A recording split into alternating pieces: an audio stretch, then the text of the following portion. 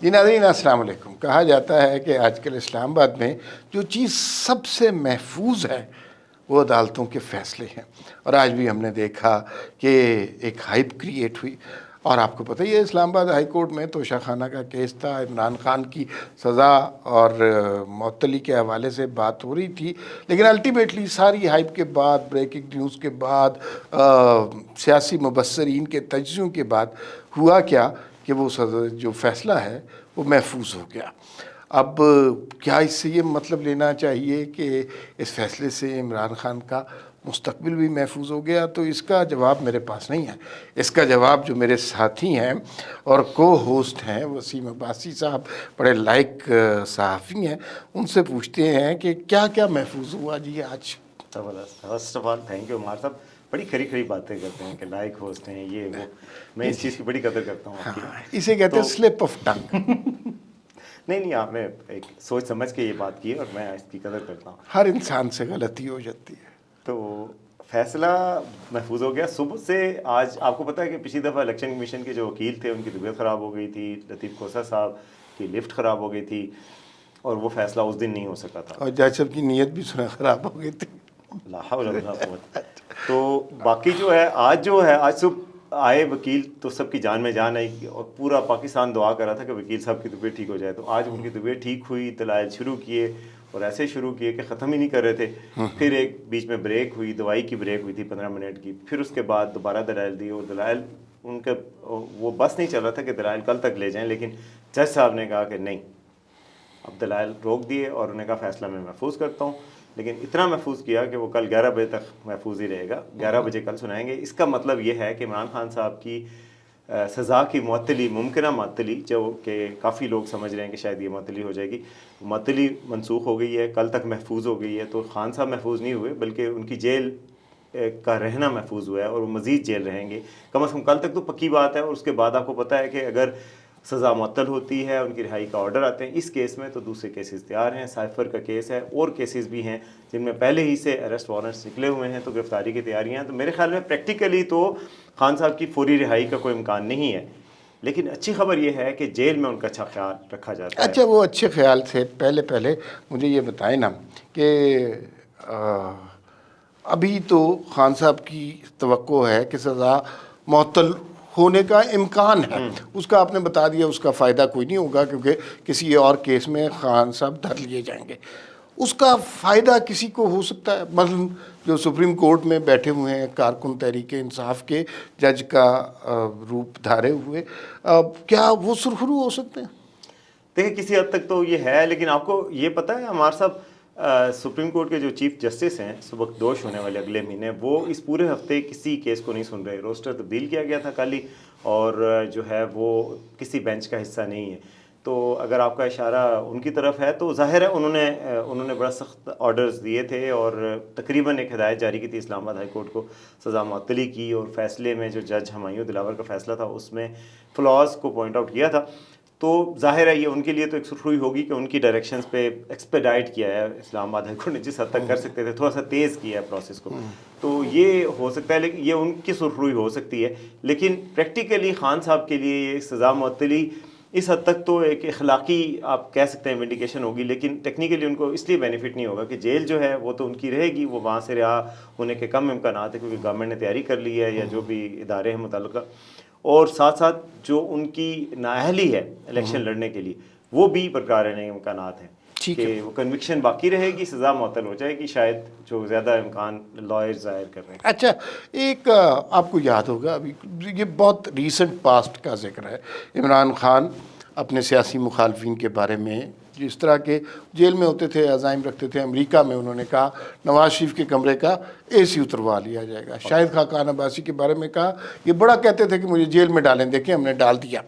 پھر اس کے بعد جو اللہ کے والد سے کہا تھا کہ میں مونچھوں سے پکڑ کے تمہیں جیل میں ڈالوں. ہاں اس طرح کی گفتگو عمران خان صاحب نے کی تھی. اور دوائیاں نہیں پہنچنی، ہم نے بڑی خبر سنی تھی، مریم نواز نے ٹویٹ بھی کیا تھا کہ دوائیاں نہیں پہنچنے دی جا رہی نواز شریف تک. لیکن اگر اس صورتحال کو دیکھا جائے اور آج کل کی صورتحال دیکھی جائے تو عمران خان کے ساتھ کیا سلوک ہو رہا ہے؟ ان کو کیا کھانا مل رہا ہے، دوائی مل رہی ہے، یا باقی ان کے ساتھ اے سی ہے؟ کیا مسئلہ ہے؟ خان صاحب کے حوالے سے آج سپریم کورٹ میں ایک رپورٹ سربمور لفافے میں پیش کی گئی، جس میں بتایا گیا کہ ان کو فیسیلیٹیز کیا کیا حاصل ہیں. تو ہمارے صاحب وہ کافی لمبی فہرست تھی. جو سب سے انٹرسٹنگ مجھے لگی کہ وہ مٹن کی کڑھائی ہوتی ہے وہ دیسی گھی میں ہوتی ہے.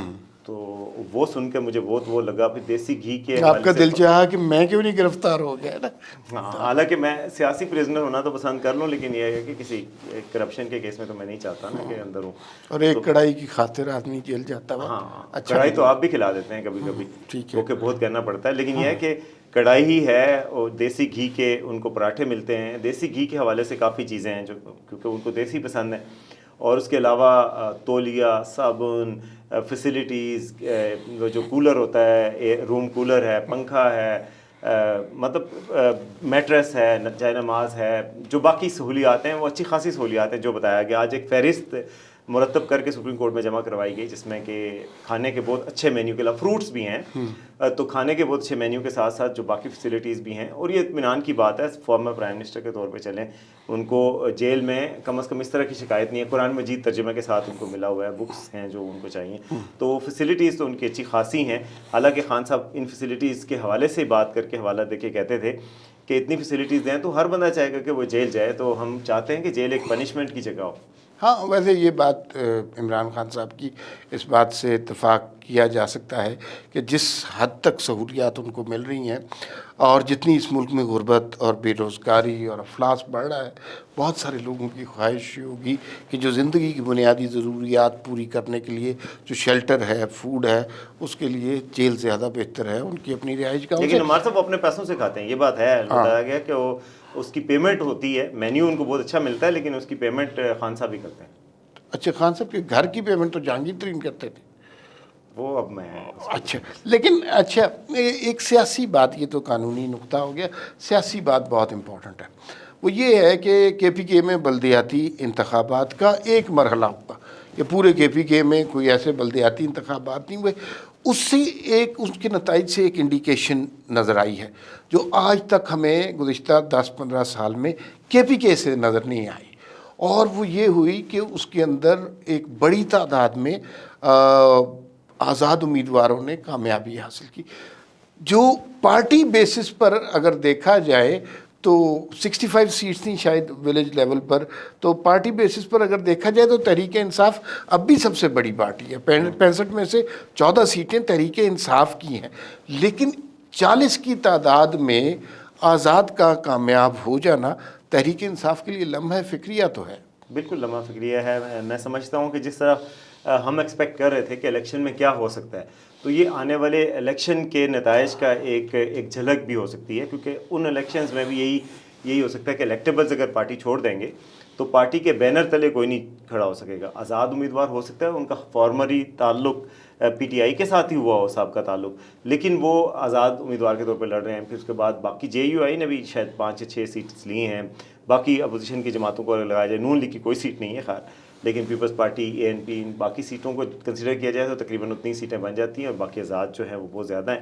تو یہ لگتا ہے یہ الارم بلز جو ہے وہ رنگ کر رہی ہیں. اس سے علاوہ آپ کو پتہ ہے کہ پرویز خٹک صاحب نے جو تحریک وہ پی ٹی آئی پی بنائی تھی، اس کا جلسہ بھی ہوا ہے. اس جلسے میں بھی بڑی تعداد میں لوگ شریک ہوئے. تو اس سے یہ سارے انڈیکیٹرز ہیں، کیونکہ کے پی ان کا اسٹرانگ ہولڈ ہے. ابھی بھی دیکھا جائے تو بڑی سطح پر ان کی سپورٹ کافی حد تک نظر آتی بھی ہے خان صاحب کو پی ٹی آئی.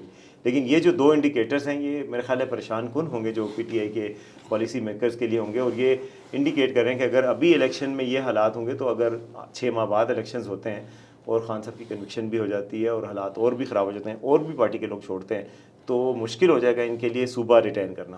اچھا، اس میں آپ نے اس جلسے کا ذکر کیا جو پرویز خٹک صاحب نے کیا، وہ بنیادی طور پر تو تحریک انصاف یا عمران خان کے خلاف تھا.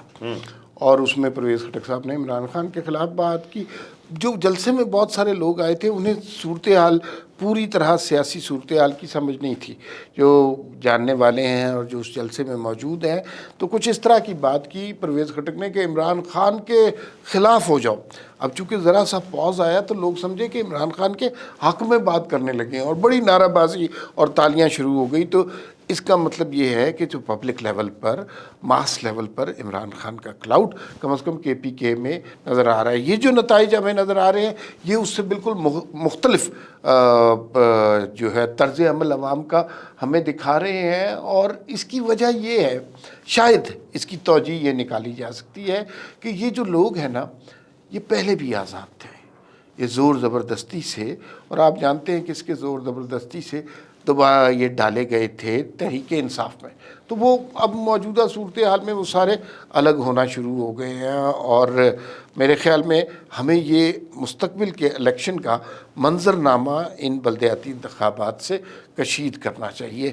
لیکن اسی میں آپ ایک اور بات بھی دیکھیں، مستقبل کے الیکشنز کا منظرنامہ جب آپ بات کرتے ہیں تو اس میں آپ اس فیکٹر کو اگنور نہ کریں کہ لوگوں کے اندر کتنا غصہ ہے اپنے بجلی کے بلوں کے حوالے سے.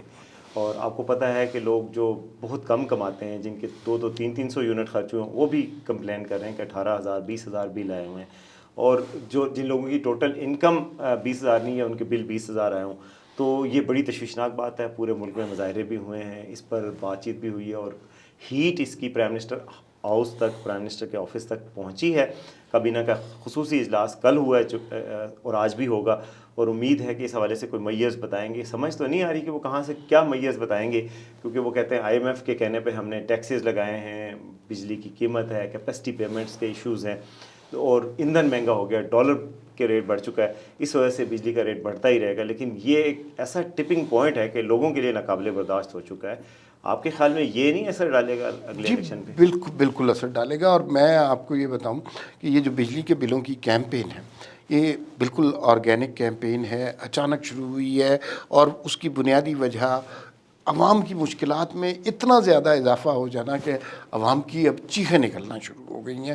اور میں آپ کو بتاؤں کہ جب اس طرح کی سچویشن ہوتی ہے، حکومت لیت و لال سے کام لے رہی ہوتی ہے، کچھ ابہام ہوتا ہے، پھر وہ جو ہے نا افواہیں بھی جنم لینا شروع کر دیتی ہیں. جیسے کسی نے کہا جی کہ اب وہ ایک آدمی کی تنخواہ 20,000 ہے، اس کا ایک ہی کمرہ ہے اور اس میں ایک پنکھا اور بلب ہے، یہ وہ، اس کا 72,000 روپیہ بل آ گیا. ضروری نہیں ہے اتنا آیا ہو، لیکن اس طرح کی خبریں آنے لگتی ہیں، افواہیں اڑنے لگتی ہیں، جس سے لوگوں کے اینگر میں اضافہ ہوتا ہے. سارا میڈیا آپ کو پتہ ہے کہ یہی دکھا رہا ہے. یہ الٹیمیٹلی خوش قسمتی ہو گئی شہباز شریف صاحب کی کہ وہ عزت سے چلے گئے. آنے والے دنوں میں جو پیٹرول کی پرائس ہونی ہے، جو بجلی کی پرائس ہونی ہے، اس کے بعد شہباز شریف کو لوگوں نے بہت برا بھلا کہا مہنگائی کی وجہ سے. لیکن لوگ دعائیں دینے لگ جائیں گے اور دعائیں کریں گے کہ شہباز شریف کی حکومت واپس آ جائے. اتنی مہنگائی اس دور میں ہوگی. اور نگران وزیر اعظم نے نوٹس تو لیا، کابینہ کا اجلاس بھی کیا. میرا نہیں خیال کہ ان کے اختیار میں کچھ ہے. اور کل بھی انہوں نے کہا، ان کے اختیار میں جو چیز تھی وہ انہوں نے کہا کہ وابڈا کے جو آفیسرز ہیں 17ویں گریڈ سے اوپر کے، ان کی ہم فری بجلی ختم کر دیں گے. لیکن آفیسر صرف وابڈا کے نہیں ہیں، مختلف اور محکموں کے بھی ہیں جن میں طاقتور محکموں کے لوگ بھی ہیں. اب وہ سب کی بجلی ختم کریں. لوگوں کا یہ مطالبہ ہے کہ سبسڈی سب کی ختم کی جائے، سب کی فری بجلی ختم کی جائے. اس ملک میں کتنے کروڑ یونٹس جو ہیں وہ فری جاتے ہیں، وہ ختم کی جائے. جب عوام سفر کریے، جب غریب آدمی ریڑھی والا سفر کر رہا ہے، تو بڑا افسر جو کہ گھروں میں AC لگائے بیٹھا ہے، جس کی لاکھوں میں پینشن ہے، تو وہ تو کم از کم، اور لاکھوں میں تنخواہ ہے، تو وہ تو کم از کم افورڈ بھی کر سکتا ہے بل. تو بل سب کو دینا پڑے، بجلی چوری روکی جائے، سولر میں سبسڈی دی جائے، بجلی کا ایک یونیفارم فارمولا بنایا جائے جس سے لوگوں کو کمی واقع ہو سکے ان کی قیمتوں میں. جو پروٹیکشن ہے وہ 200 یونٹ تک کی ہے کہ ان کو اس سے بڑھایا جائے، 300 تک کیا جائے، اور جو عام لوگ ہیں ان پہ بوجھ کم سے کم کیا جائے. یہ ایسی تجاویز ہیں جو ابھی زیر غور ہیں، آئی ہیں، کہ کم از کم لوگوں کو نظر آئے کہ گورنمنٹ کچھ کر رہی ہے. اگر کچھ بھی ان کے بس میں نہیں ہے، کچھ نہ کچھ تو بہرحال وہ پرائم منسٹر ہیں، ان کے اقدامات سے بڑی بڑی باتیں ہو جاتی ہیں. ابھی بھی ان کو پروٹوکول بھی ملتا ہے، ان کے کیبنٹ بھی ہے، ساری محکمے ان کے انڈر ہیں. تو وہ یہ کم از کم ریلیف دینے سے ان کو کسی نے نہیں روکا، یعنی اس طرح کا ریلیف. تو میرا خیال ہے وہ کوشش تو کریں گے. آپ دیکھتے ہیں کہ وہ کتنا ٹینجیبل ریزلٹس لے کے آتے ہیں، کتنے میئرز جو سجیسٹ کرتے ہیں. اب یہ ہے کہ میرا پروگرام کے اختتام کی طرف میرے ہم جا خیال رہے میں ہیں، تو آپ جو ہے نا کوئی شعر ہی سنا دیں آخر وہ میں. باتیں اس طرح کی کر رہے ہیں کہ ہر ایک کو کٹہرے میں کھڑا ہونا چاہیے، سب کی طرف انصاف ہونا چاہیے، اس طرح کی باتیں کر رہے ہیں. اس سے ریلیٹڈ تو نہیں ہے، لیکن ویسے ہی چلے ایک شعر کی فرمائش وسیم عباسی صاحب نے کر دی ہے. ہو سکتا ہے یہ شعر حسب حال ہی ہو کہ فیض کا شعر ہے. مقام فیض کوئی راہ میں جچا ہی نہیں، جو کوئے یار سے نکلے تو سوئے دار چلے. پھر ملاقات ہوگی. اللہ حافظ. واہ واہ.